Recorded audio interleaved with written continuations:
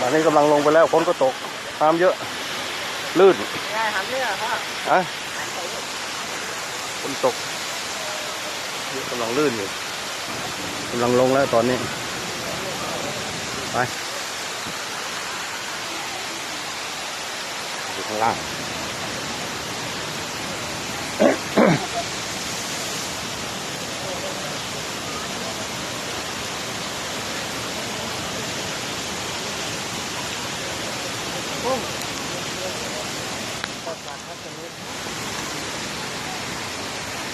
บันไดลงลองแต่พอสามล่วงนะฮะ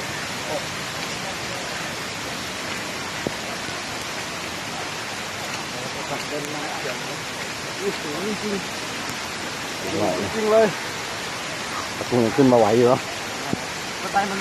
สั้นไงยังอยู่เลย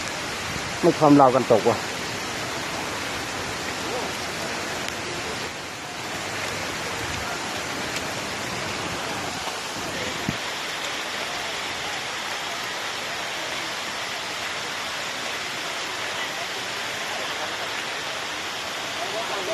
โดนน้ำน่ะพังหมดแล้วเจ็บต้องกลับไปเลยมาโดนล็อก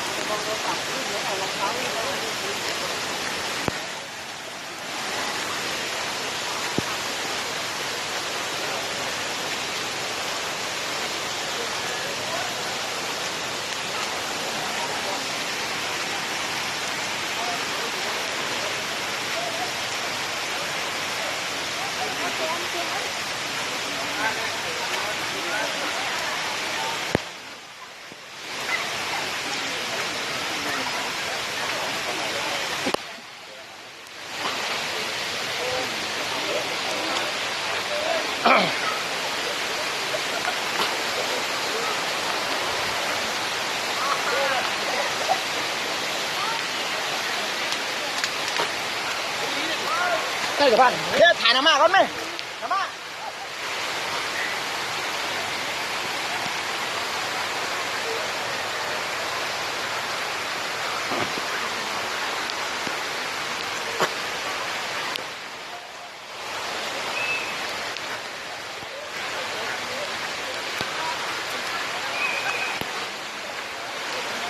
ตอนนี้กำลังลงถึงชั้นต่ำแล้ว